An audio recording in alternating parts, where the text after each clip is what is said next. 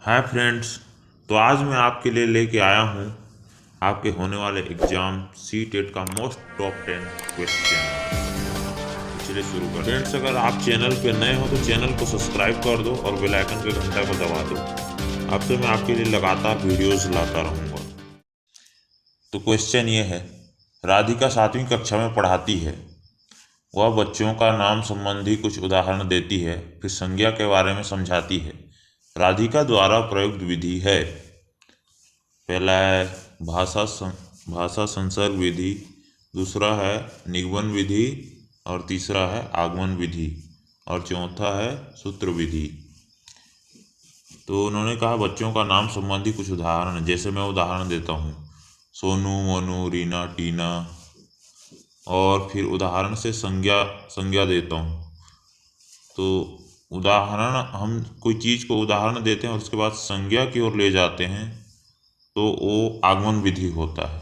तो ये तो हो गया आगमन विधि। तो इसका आंसर है आगमन विधि। क्वेश्चन नंबर 2 है, भाषा सीखने की कौन सी विधि मातृभाषा को मध्यस्थ बनाए बिना दूसरी भाषा को सीखने में सहायक होती है? पहला है अनुवाद विधि, दूसरा है द्विभाषी विधि, अप्रत्यक्ष विधि और प्रत्यक्ष विधि। तो बताइए कौन सा है?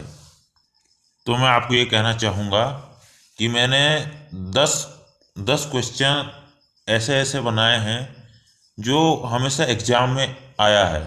तो हमारे चैनल में आप बने रहे, आपको पूरा वीडियो मिलता रहेगा सी टेट का। वीडियो स्किप ना करें और देखते रहें। जब किसी भाषा को प्रत्यक्ष रूप से सीखते हैं तो किसी मातृभाषा की आवश्यकता नहीं होती।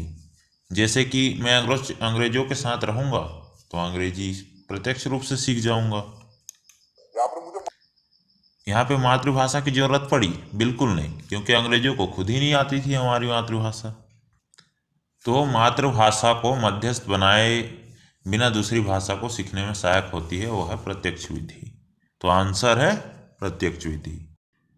तब आ गया तीसरा क्वेश्चन, बच्चों की मौखिक भाषा का सतत आंकलन करने का सबसे बेहतर तरीका है। तो शब्द पढ़वाना।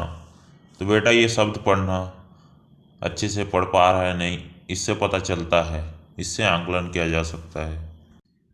इससे इसका पता लग जाएगा मौखिक भाषा का कि कितना अच्छे से पढ़ पा रहा है। प्रश्नों के उत्तर पूछना, यह भी सही तरीका होता है भाई आंकलन करने का। विभिन्न संदर्भों में बातचीत, देखो ये आ गया, इनमें 2 वर्ड बड़े पॉजिटिव हैं, विभिन्न संदर्भों में। तो आपका आंसर यही सही है कि आपका क्वेश्चन पूछा है सबसे बेहतर तरीका, तो ये है सबसे बेहतर तरीका। तो अलग अलग तरीकों में बातचीत करना, इससे बेहतर तरीका और हो नहीं सकता। तो आपका आंसर जो है ये तीसरा नंबर ही है। सुने हुए को दोहराने के लिए कहना, ये तो बिल्कुल भी नहीं हो सकता। तो आपका आंसर जो है वो तीसरे नंबर का है।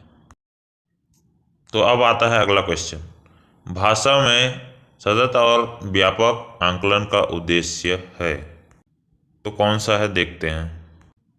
पहला ऑप्शन है वर्तनी की अशुद्धि के बिना लिखने की क्षमता का आंकलन। वर्तनी की अशुद्धि के बिना मतलब क्या बच्चा गलती कर रहा है, या लिखने की क्षमता का आंकलन जो इससे पता लगा सकते हैं कि बच्चा गलती कर रहा है नहीं, ये सुधार करना जरूरी है, सुधार करना जरूरी है। दूसरा है भाषा के व्याकरण का आंकलन करना, ये तो बिल्कुल नहीं हो सकता।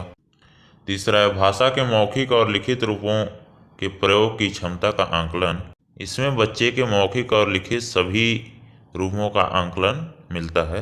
तो आपका आंसर है थर्ड।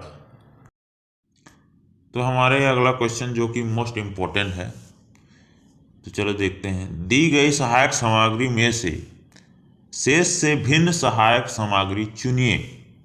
पहला है समाचार पत्र जो कि दृश्य है, दूसरा है टेलीविजन जो कि श्रव्य है,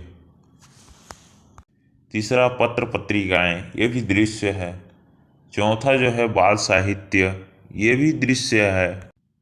तो आपका आंसर है नंबर 2 टेलीविजन। तो अगला क्वेश्चन की ओर बढ़ते हैं। अगला क्वेश्चन है, त्रिभाषा सूत्र के अनुसार स्कूल में पहली भाषा जो पढ़ाई जाए वह खालिस्तान हो या खालिस्तान भाषा। क्वेश्चन बहुत ही सिंपल है, तो बताइए आप लोग।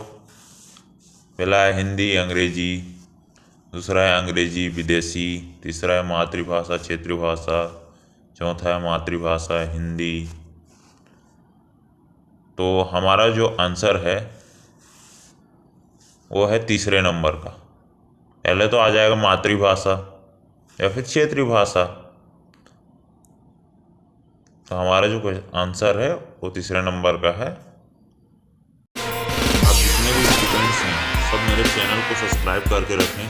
हर रोज़ मैं आपको नया नया वीडियो देते रहूँगा, जो कि हमने कई सारे क्वेश्चंस छांट के रखे हैं जो पहले 10 एग्जाम्स में आ चुके हैं। उनमें से हमने बहुत सारे क्वेश्चन छांट के रखे हैं जो मैं एक के बाद एक अपलोड करता रहूँगा वीडियो।